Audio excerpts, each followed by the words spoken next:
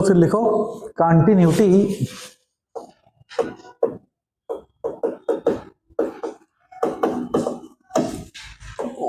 Over an interval.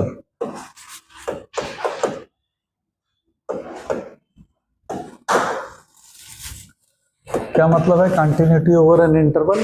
कि जैसे suppose कर लो कोई तुम्हारा एक फंक्शन है y equal to f of x, है ना, और ये गिवन है कि this is defined for all x belongs to कोई ओपन इंटरवल a से b में दिया गया है। ठीक है, कोई भी फंक्शन है ना, और है कि आपको चेक करनी है कि ये फंक्शन कंटिन्यूअस है कि नहीं। तो अब देखो, चूंकि फंक्शन a से b ओपन इंटरवल में डिफाइंड है, तो ऑब्वियसली a के राइट साइड की लिमिट तो एग्जिस्ट कर सकती है और b के लेफ्ट साइड की, लेकिन यहां पे वैल्यू ऑफ फंक्शन डिफाइंड नहीं है एट a एंड b पे। बोलो भाई, value of the function is not defined at a and b, तो a एंड b पे हम कंटिन्यूटी को चेक नहीं कर सकते, है ना। तो इस ऐसे केस में जब कोई भी फंक्शन किसी ओपन इंटरवल a से b पे अगर कंटिन्यूअस है, तो इट मींस कि function will B continuous for any x equal to c, okay, where c belongs to open interval a से b। अगर कोई फंक्शन किसी पॉइंट c पे, c कोई भी एक पॉइंट है जो a से b के बीच में है, उस पे अगर कंटिन्यूअस है तो means the function will be continuous. Okay, बात समझ में आई? इसका मतलब क्या हुआ कि a से b के बीच में function each and every point पे कंटिन्यूअस होना चाहिए। अगर हर पॉइंट पे वो कंटिन्यूअस है, then we can say that the function will be continuous over the entire interval of a to b in an open bracket. मतलब इस पे हमको एंड पॉइंट पे कंटिन्यूटी चेक नहीं करनी होती है, only for the points lying inside the domain a to b। Is that clear? समझ में आ रही मेरी बात? इसी के सेकंड एंड पे अगर सपोज कर लो कोई function y equal to f of x है for all x belongs to closed interval a to b है।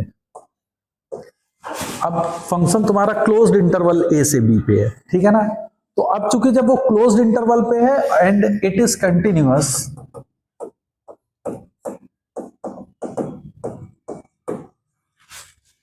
इफ, तो फंक्शन कंटिन्यूअस कब होगा? पहला कि it is continuous for all x belongs to open interval a to b, यानी a से b में वो हर पॉइंट पे कंटिन्यूअस होना चाहिए। ठीक है। सेकंड, अब देखो a के राइट हैंड साइड पे इसकी लिमिट एग्जिस्ट कर सकती है, हाँ या ना, और फंक्शन की वैल्यू a पे है, बोलो, तो हम कह सकते हैं कि पॉइंट ए पे राइट हैंड कंटिन्यूटी होगी, है ना। तो it is continuous for right hand continuity at x equal to a। Right hand continuity का मतलब क्या होगा कि limit x tending to a positive f of x is equal to limit that this is equal to the value of function at point a। Is that okay? a के right hand side पे limit आपकी exist करनी चाहिए और वो f of a के बराबर होनी चाहिए, ठीक है।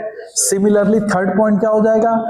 b के लेफ्ट हैंड साइड पे चूंकि हम इसकी कंटिन्यूटी चेक करेंगे, तो b के लेफ्ट हैंड साइड पे क्या होता है कि it must be left hand continuous at point x equal to b। Left hand continuous का मतलब क्या हो जाएगा कि limit x tend to b minus f of x, this must be equal to f of b। तो अगर ये condition आपकी सेटिस्फाई कर रही है ना, यानी a पे राइट हैंड कंटिन्यूअस है, b पे लेफ्ट हैंड कंटिन्यूअस है, और a से b के ओपन इंटरवल में ईच एंड एवरी पॉइंट पे फंक्शन कंटिन्यूअस है, then we can say that the function y equal to f of x will be continuous over the entire interval, closed interval a to b. Is that clear? है ना? तो तुम अगर ये condition satisfy करेगी तो आप कहेंगे कि ये फंक्शन मेरा कंटिन्यूअस होगा। समझ में आ गया कि किसी भी पॉइंट पे अगर हमको फंक्शन की कंटिन्यूटी को चेक करनी है तो। Is that okay? बोलो भाई। नेक्स्ट है, समटाइम्स आपको इस तरीके का फंक्शन देगा कंटिन्यूटी के लिए कि मान लो कि तुमको दिया गया है f of x is equal to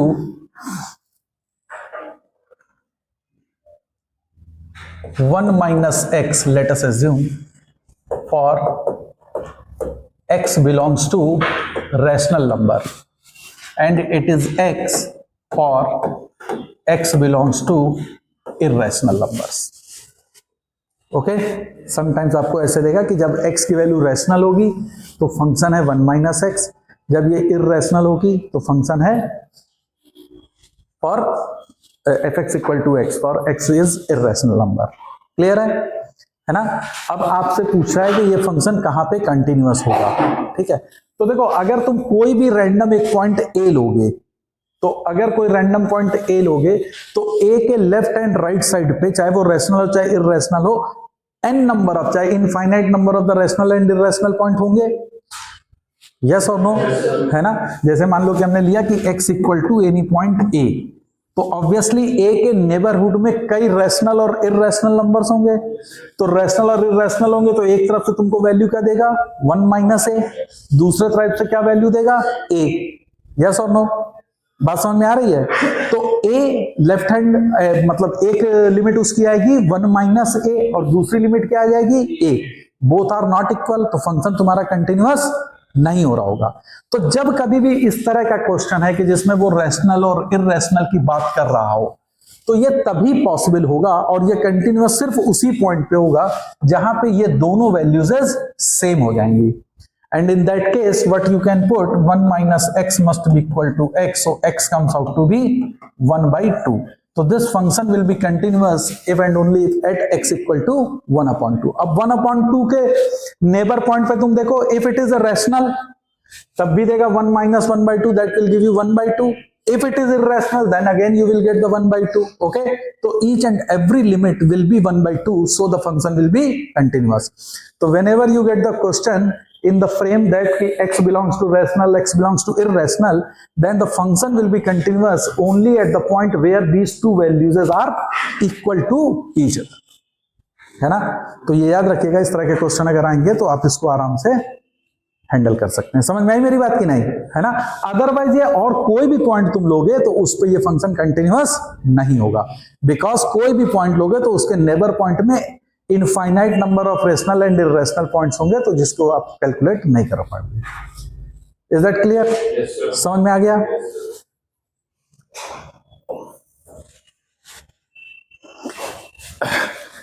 अब है जैसे कि single point continuity, single point continuity. Single point continuity का मतलब क्या है कि कोई एक फंक्शन है जो सिर्फ और सिर्फ एक ही पॉइंट पे कंटिन्यूअस है। Function is continuous only at a single point. जैसे मान लो कि कोई फंक्शन तुमको दिया गया f of x is equal to under root x minus one plus under root one minus x. तो this function is defined only for x is equal to one, और उस पॉइंट पर दिस फंक्शन इज कंटिन्यूअस, है ना? तो if any function लिख लो कि if any function is continuous only at a single point, तो such type of the continuity is known as कि the function will be continuous one and only one point. जैसे ये continuous सिर्फ कहां पे है? At x equal to one. समझ में आया कि सिंगल पॉइंट कंटिन्यूटी की बात हमारी क्या कहेंगे, है ना? कि पूरा फंक्शन बाकी हर जगह पे ये फंक्शन तो तुम्हारा डिफाइंड ही है सिर्फ x is equal to one के लिए, और उस पॉइंट पे ये फंक्शन कंटिन्यूअस है। ठीक है? अब कुछ इंपॉर्टेंट थ्योरम्स लिख लो रिगार्डिंग टू कंटिन्यूटी। तो लिखो थ्योरम्स ऑन कंटिन्यूटी।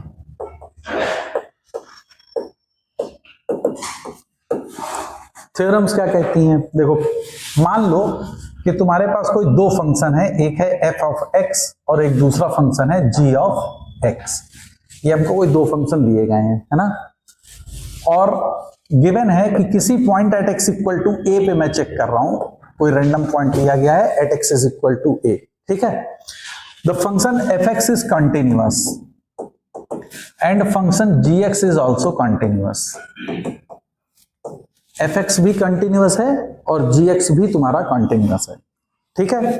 तो अगर कोई दो फंक्शन आपको गिवन होंगे, ये दोनों कंटिन्यूअस हैं, तो सबसे पहले याद रखो कि दोनों फंक्शन का एडिशन और सब्ट्रैक्शन भी जो आएगा output that will be continuous.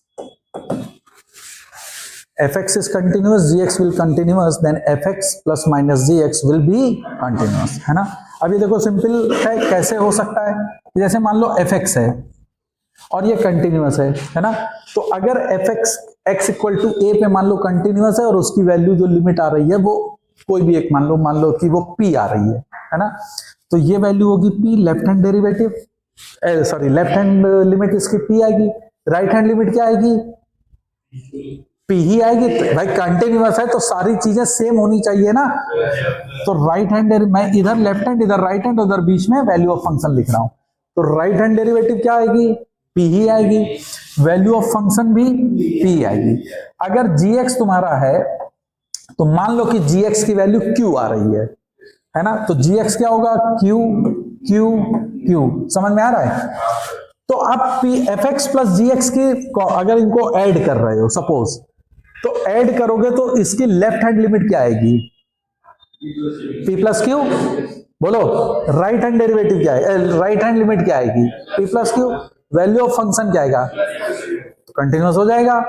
अगर मान लो सब्ट्रैक्ट करना है, p minus Q again the same, है ना।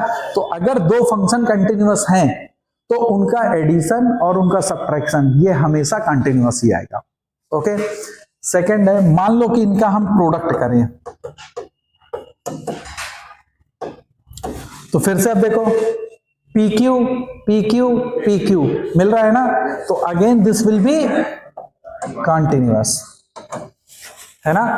और थर्ड है कि अगर मान लो इनको हम डिवाइड करें, that is f x upon g x, तो ये क्या दे देगा, p upon q p upon q p upon q, है ना। तो ये भी कंटिन्यूअस होगा प्रोवाइडेड q जीरो ना हो, क्योंकि q जीरो हो जाएगा तो अनडिफाइंड हो जाएगा।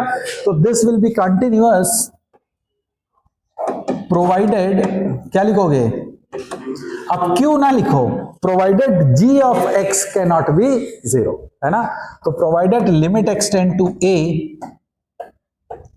g of x should not be equal to 0 या g of a is not equal to 0। समझ में आ रही मेरी बात की नहीं, कि अगर ये नॉन जीरो होगा तो इसका मतलब तुम क्या समझे कि अगर दो कंटिन्यूअस फंक्शन है तो उस पर कोई भी मैथमेटिकल ऑपरेशन अगर करोगे तो जो तुमको आउटपुट का फंक्शन मिलेगा that will always be a continuous function, okay. समझ में आ गई मेरी बात। नेक्स्ट, अब मान लो कि हम वही उसी point at x equal to ए पे ही चेक कर रहे हैं, ठीक है। और अब हमारा है कि एफ एक्स जो है वो तो कंटिन्यूअस है और जी एक्स जो है ये डिसकंटिन्यूअस है। डीसी लिख दे रहा हूं, डीसी मींस डिसकंटिन्यूअस, ठीक है। एफ एक्स मेरा क्या है, कंटिन्यूअस फंक्शन है और जी एक्स मेरा क्या है, डिसकंटिन्यूअस फंक्शन है। अब हम लोग देखते हैं, तो मान लो कि तुमको आया f x plus minus g x, is that okay, f x plus minus g x. अब एफ एक्स तुम्हारा कंटिन्यूअस है, तो एफ एक्स अगर कंटिन्यूअस है तो मान लो ये पी पी पी आ गया, भाई ये तो कंटिन्यूअस है तो it will be P P P. और जी एक्स तुम्हारा डिसकंटिन्यूअस है, तो अब डिसकंटिन्यूअस है तो इसकी वैल्यू कुछ भी हो सकती है, बोलो। तो मान ले रहे हैं, इजी वे में मान लेते हैं कि मान लो ये Q है, ये R है और ये भी R है, अब भी डिसकंटिन्यूअस है, नहीं है, क्योंकि इसकी ये दो वैल्यू सेम है, ये डिफरेंट है ना। ये भी पॉसिबल हो सकता था क्योंकि डिसकंटिन्यूअस है कि इसमें कोई एक वैल्यू अनडिफाइंड हो जाए, तो हम अभी केवल P Q R में ही ले रहे हैं कि सिंपल केस में भी तुम अगर देखोगे तो। अब जरा देखो इसकी जो आउटपुट मिलेगा एफ एक्स प्लस जी एक्स या F x minus g x का, उसकी लेफ्ट हैंड लिमिट क्या आएगी, राइट हैंड लिमिट क्या आएगी, अलग हो गई, तो फंक्शन तो ये डिसकंटिन्यूअस ही आएगा, तो इसका आउटपुट हमेशा डिसकंटिन्यूअस होगा, याद रखना, दिस इज इंपॉर्टेंट। ओके, कि अगर एक फंक्शन कंटिन्यूअस है और दूसरा फंक्शन डिसकंटिन्यूअस है, ओके, लेकिन याद रखना कि सेम पॉइंट पे बात कर रहा है, ये नहीं कि ये कंटिन्यूअस कहीं और है, ये डिसकंटिन्यूअस कहीं और है, दोनों को मिला दिया है तुमने, है ना, एक ही पॉइंट पे बात हम कर रहे हैं। तो अगर वो फंक्शन का एक कंटिन्यूअस आ रहा है और दूसरा फंक्शन उसी पॉइंट पे डिसकंटिन्यूअस है, तो उनका एडिशन और सब्ट्रैक्शन का जो आउटपुट आएगा that will always be a discontinuous function. आंख बंद करके आप लगा दो डिसकंटिन्यूअस। समझ में आया? नहीं समझ में आया? सेकंड, fx इंटू जी एक्स, इसके बारे में क्या कह सकते हो? fx इंटू जी एक्स, एक कंटिन्यूअस है दूसरा डिसकंटिन्यूअस। अब इसके प्रोडक्ट के बारे में अगर हमको बात करनी है तो क्या होगा? हाँ जी, क्यों? और दोनों का मल्टीप्लिकेशन सेम भी हो सकता है, अलग भी हो सकता है। अब देखो, हमेशा इसमें दो तीन चीजें तुमको याद रखनी होंगी fx इंटू जी एक्स के लिए। तो देखो लिख लो, क्या यहीं पे समझा देते हैं। अब देखो fx इंटू जी एक्स ये फंक्शन, ठीक है, इन जनरल तुम कह सकते हो कि मे और मे नॉट बी।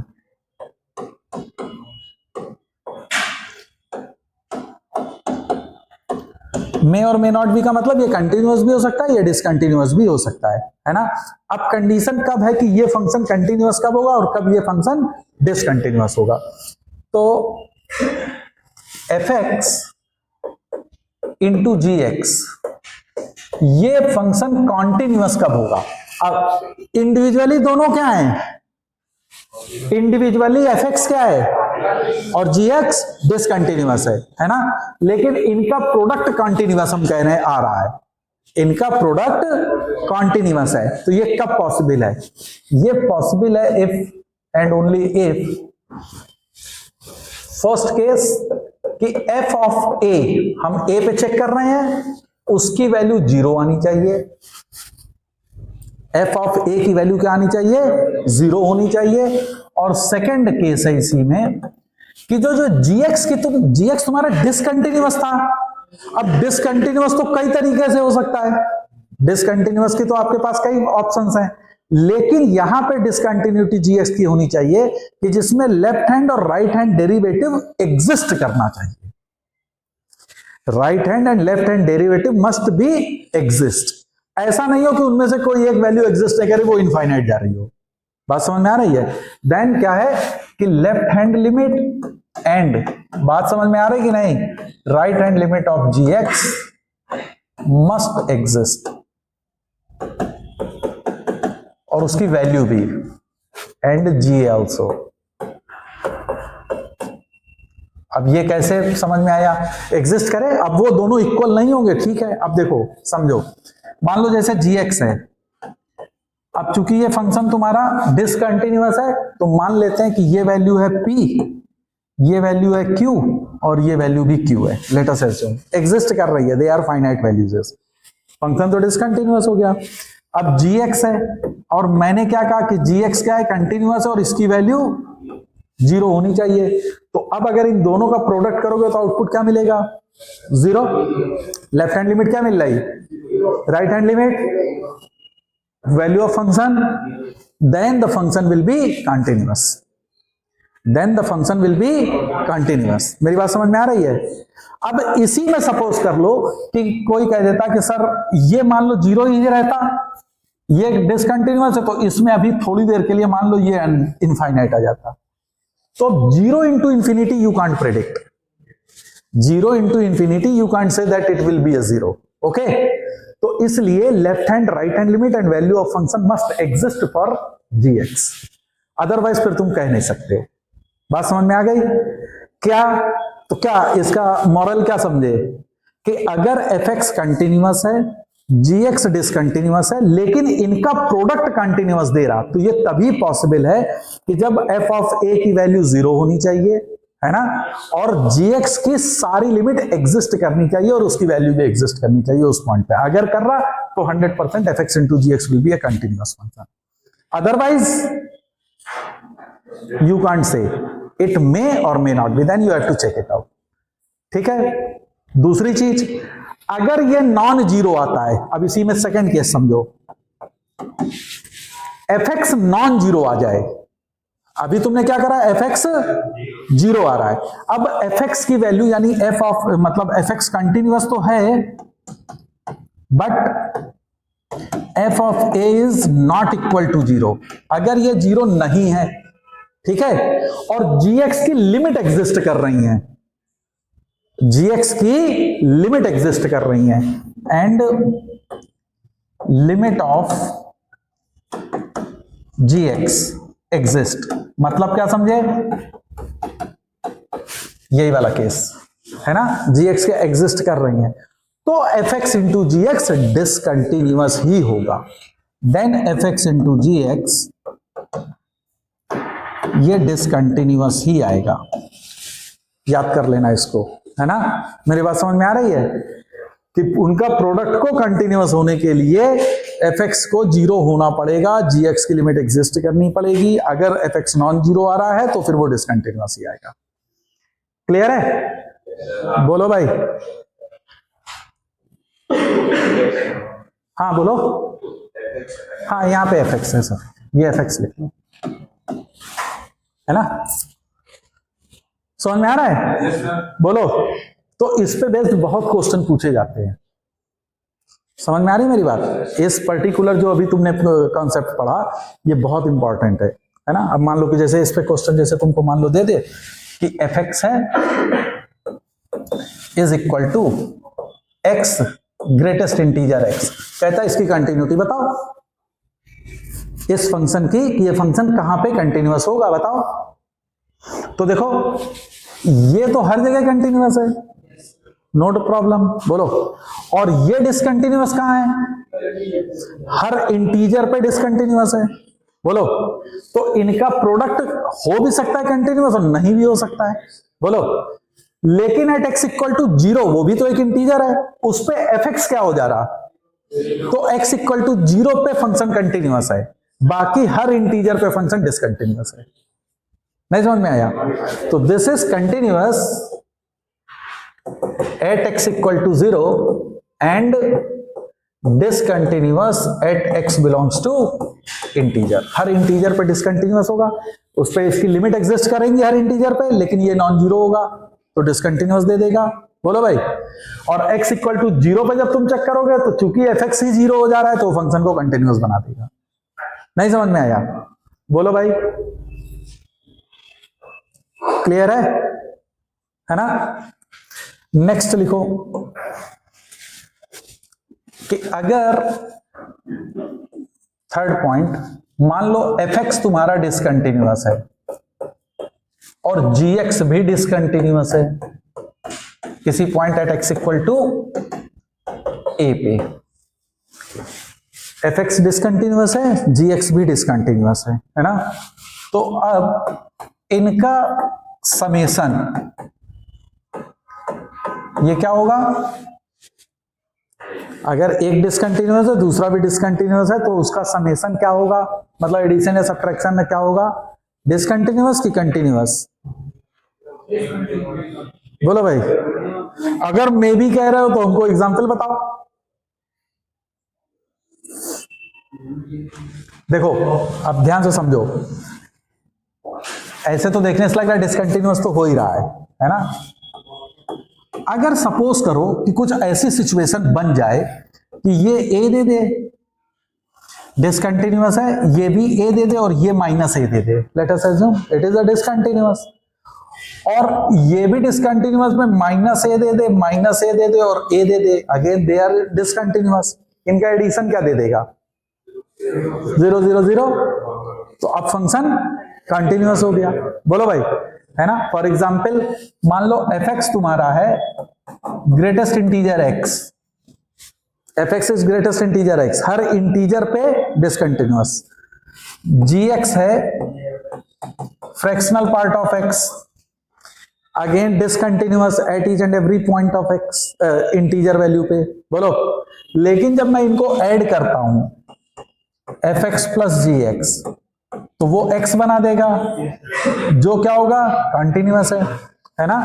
तो अगर दो डिसकंटिन्यूअस फंक्शन को तुम ऐड कर रहे हो तो इट मे और मे नॉट बी, है ना, वो कंटिन्यूअस भी हो सकते हैं और वो डिसकंटिन्यूअस भी हो सकते हैं। तो याद रखो, अगर दो कंटिन्यूअस को ऐड कर रहे हो तो 100% कंटिन्यूअस, एक कंटिन्यूअस और एक डिसकंटिन्यूअस को ऐड कर रहा हो तो 100% डिसकंटिन्यूअस, मतलब इसमें आपको सोचना ही नहीं है। लेकिन अगर दोनों डिसकंटिन्यूअस फंक्शन है तो फिर तुमको चेक करना पड़ेगा, इट मे और मे नॉट बी, वो कंटिन्यूअस भी हो सकता है, वो डिसकंटिन्यूअस भी। तो मतलब उसको तुम रैंडमली नहीं मार सकते हो कि सर ये डिसकंटिन्यूअस होगा या ये कंटिन्यूअस होगा। 100% सिर्फ दो ही केस पे है। Is that clear? नहीं समझ में आया? समझ में आया? इसी तरह से अगर इनका मान लो तुम प्रोडक्ट करते हो fx इंटू जी एक्स का, तो ये क्या हो सकता है, अगर हमने दोनों का प्रोडक्ट कर दिया तो अब क्या होगा,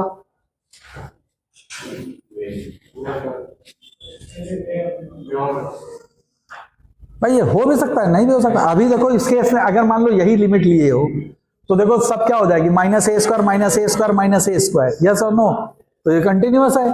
और ऐसा भी हो सकता है कुछ ऐसी कंडीशन बन जाएंगी जिसपे डिसकंटिन्यूअस भी आ जाएगा, तो इट मे और मे नॉट बी। ठीक है, तो अगेन मे और मे नॉट बी।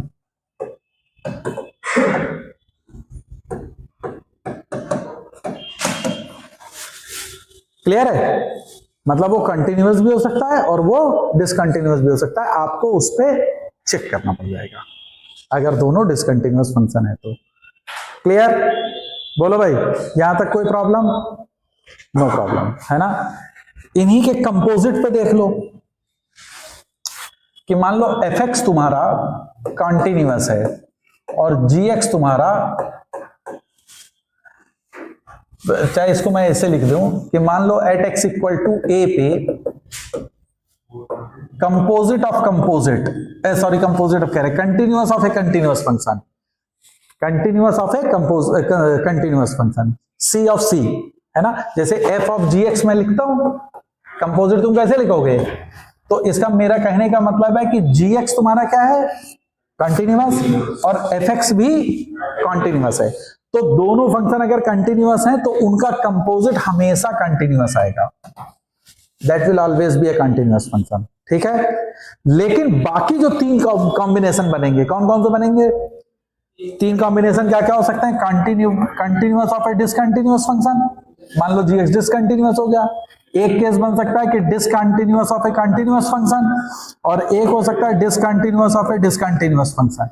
ये तीनों केस में आपको चेक करना पड़ेगा, इट मे और मे नॉट बी।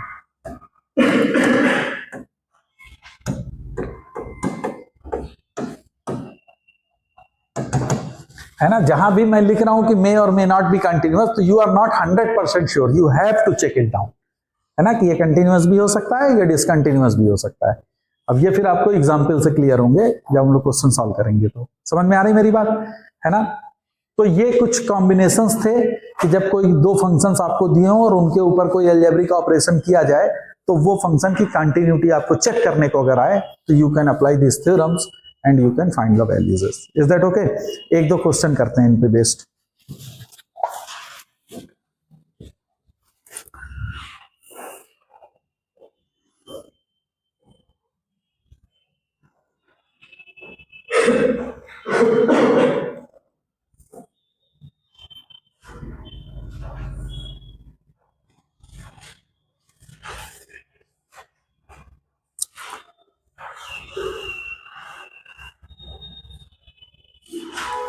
जैसे मान लो क्वेश्चन तुमको दिया गया है,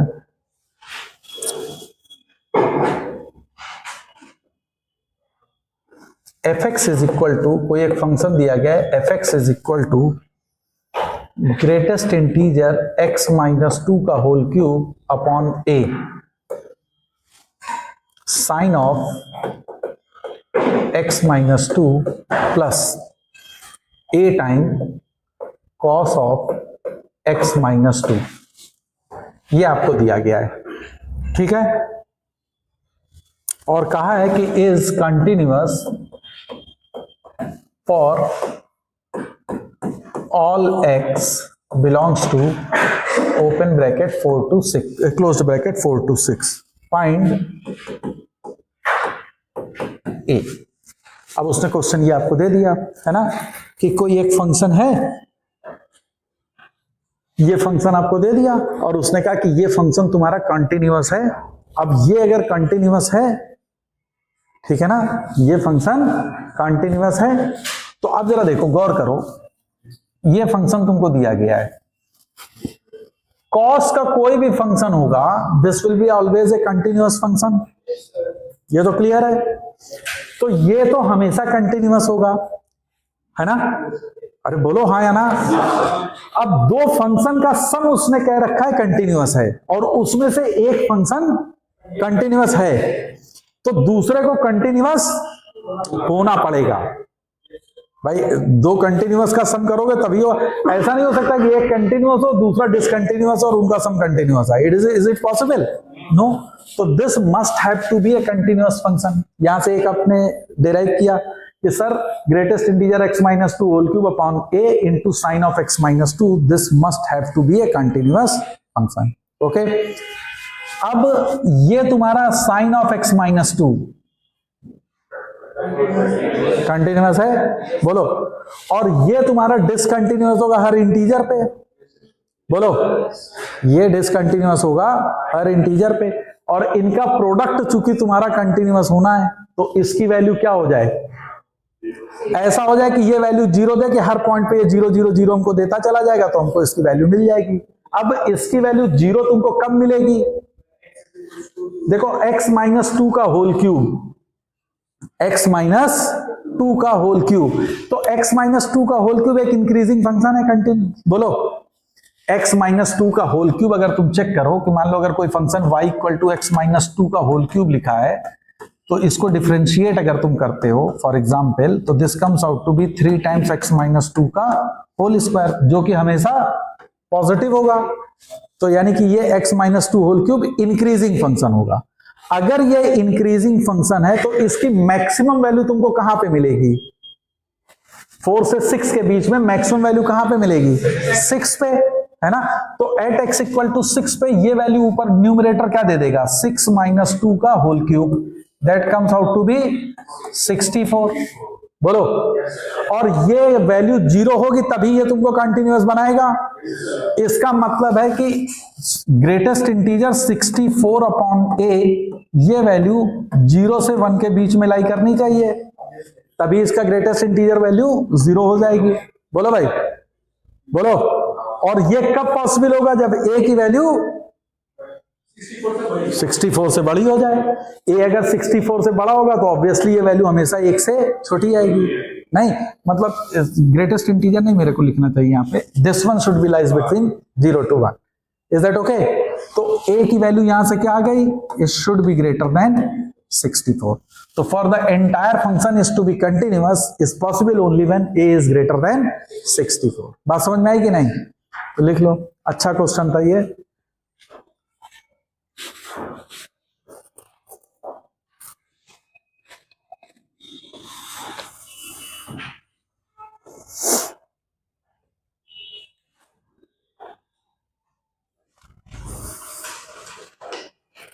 ओके, अच्छा, आप कुछ चीजें नोट कर लीजिए आप, जैसे मान लो कि तुमसे कहा जाएगा कि इसमें कंटिन्यूटी चेक करो, इसकी, है ना, डिसकंटिन्यूटी चेक करो, तो कभी कभी तो वो क्वेश्चन में तुमको एक स्ट्रेट फॉरवर्ड पॉइंट देता है कि check the continuity at this point, तो आप उस पॉइंट पे कंटिन्यूटी चेक करते हैं। समटाइम्स वो आपको देगा नहीं, वो कहेगा कि केवल कंटिन्यूटी को चेक करनी है ना। तो अब वो कहां पे तुम चेक करोगे, अब एक एक पॉइंट पे बैठ के तो चेक हम लोग करेंगे नहीं, तो चेक करने के लिए कुछ पॉइंट्स नोट रख लो कि कौन कौन से फंक्शन कहां कहां पे हमेशा कंटिन्यूअस होंगे, है ना। तो सबसे पहला, जैसे साइन एक्स है, कॉस एक्स है, बोलो, साइन एक्स है, कॉस एक्स है, e की पावर x है, a की पावर x है, tan इनवर्स x है, cot इनवर्स x है, ये सारे x for all real number पे कंटिन्यूअस होते हैं। x belongs to all real number, ये चीजें हमेशा कंटिन्यूअस होंगी। बोलो। साथ ही साथ एक चीज और लिख सकते हो इसमें, x की power 1/2n+1 where n belongs to integer, natural number लिख लो चाहे। ऑड पावर अगर x की है ना, जैसे x की पावर 1/3, x की पावर 1/7, x की पावर 1/123, तो ये भी कंटिन्यूअस है for all x belongs to real number. Is that okay? नहीं समझ में आ रहा? क्लियर है? दूसरा, कुछ ऐसे फंक्शन हैं जो कि तुम्हारे अपने रिस्ट्रिक्टेड डोमेन में कंटिन्यूअस होंगे, है ना। जैसे मान लो ln x, ln x कहां पे होता है continuous? For all x greater than 0, ln x is continuous for all x greater than 0। Sine inverse x, ये कहां पे कंटिन्यूअस होता है? For all x belongs to -1 to +1। Graph सबके याद है ना? अब मैं ग्राफ में साथ में बनाता जा रहा हूं। आई एक्सपेक्ट कि you people know it very well, है ना। Sign inverse x, cos inverse x, cos inverse x कहां से कहां तक होता है? -1 से +1 के बीच में। It is a continuous function. बोलो भाई, समझ में आ रहा है? क्लियर है? ओके। अब तीसरे आते हैं कि कुछ फंक्शन ऐसे हैं जो कहीं कहीं पे डिसकंटिन्यूअस हो रहे होते हैं। तो डिसकंटिन्यूअस कौन कौन से हो रहे हैं? जैसे ग्रेटेस्ट इंटीजर x, कहां पे डिसकंटिन्यूअस हो रहा है? ऑल इंटीजर पे। फ्रैक्शनल पार्ट ऑफ x कहां पे डिसकंटिन्यूअस हो रहा? ऑल इंटीजर पे। tan x कहां पे डिसकंटिन्यूअस हो रहा है? कहां पे हो रहा है? Odd multiples of π/2। तो ये सब आप अपना लिख लेंगे यहां पे, है ना। cot x कहां पे होगा? मल्टीपल ऑफ पाई, जहां पे sin x 0 हो जाए। बोलो, sin x 0 हो जाए। देखो tan x और sec x ये दोनों सेम चीज देंगे ऑड मल्टीपल्स ऑफ π/2 पे, क्योंकि यहां पे cos x 0 हो रहा है ना। cot x और cosec x ये कहां पे होंगे? Odd multiples of multiples of pi पे होंगे, क्योंकि यहां पे sin x 0 हो रहा है। अच्छा, जो मैंने कहा ना, अपने मतलब जो भी इनका डिफाइंड डोमेन होगा उस पर थ्रू आउट कंटिन्यूअस होंगे। इनके साथ में x की पावर 1/2n भी लिख लो, जहां n नेचुरल नंबर है। इवन पावर पे ये अपना होगा। जैसे y = √x, y ये किस x पे डिफाइंड है? फॉर x ग्रेटर देन 0 पे, है ना। तो ये कंटिन्यूअस है, ये कहीं ब्रेक नहीं होगा। ओके। लेकिन जो ये फंक्शन मैं लिख रहा हूं थर्ड लेवल पे, तो ये फंक्शन ब्रेक हो रहे हैं, ये डिसकंटिन्यूअस है। कहां कहां पे डिसकंटिन्यूअस है? You know it very well. समझ में आ गया? तो ये कुछ फंक्शंस हैं जो आपको याद रखने हैं कि ये कहां कहां पे कंटिन्यूअस हैं, कहां कहां पे डिसकंटिन्यूअस होंगे। ओके। और कभी भी जब भी डिसकंटिन्यूटी आपको चेक करनी है तो हमेशा उस पॉइंट पे डिसकंटिन्यूटी चेक करो। जैसे सिग्नम x है, इसी में सिग्नम x कहां पे डिसकंटिन्यूअस हो गया? x = 0 पे, बाकी हर जगह पे वो है ना। तो डिसकंटिन्यूटी जब ये फंक्शन से इन्वॉल्व होंगे तो आपको उनकी डिसकंटिन्यूटी उस पर्टिकुलर पॉइंट पे चेक करनी है। या कोई फंक्शन में तुमको डिनोमिनेटर में ऐसा टर्म आ गया, जैसे सपोज कर लो कि उसने दे दिया कि 1/x-3 का होल स्क्वायर, तो अब डिनोमिनेटर 0 कहां हो रहा है, वहां पे कंटिन्यूटी चेक करनी पड़ेगी, है ना। तो वो पॉइंट तुम्हारा कौन से पॉइंट होंगे? सस्पिशियस पॉइंट्स होंगे। नहीं समझ में आ रहा? तो उन्हीं पॉइंट पे सिर्फ तुमको डिसकंटिन्यूटी या कंटिन्यूटी चेक करनी है, एंटायर पे नहीं बैठ के चेक करनी है। बाकी तो सब अपने एंटायर पे होंगे ही होंगे। जैसे tan x आ गया तो कंटिन्यूटी तुम्हें कहां पे चेक करनी होगी? अगर मान लो किसी फंक्शन में tan x इन्वॉल्व है तो ऑड मल्टीपल्स ऑफ π/2 पे ही केवल चेक कर लो। अगर वहां पे कंटिन्यूअस हो रहा तो ये थ्रू आउट कंटिन्यूअस होगा, अगर वहां डिसकंटिन्यूअस है तो डिसकंटिन्यूअस, है ना। ऐसे ही ग्रेटेस्ट इंटीजर x आ गया तो केवल कहां पे चेक करोगे? हर इंटीजर पे चेक कर लो, बाकी फिर हमको कोई दिक्कत नहीं है। Is that clear? समझ में आया, है ना। तो ये याद रखिएगा, ये वेरी इंपॉर्टेंट है कि कौन कौन से फंक्शन कहां पे कंटिन्यूअस होंगे और कहां पे डिसकंटिन्यूअस होंगे। ओके।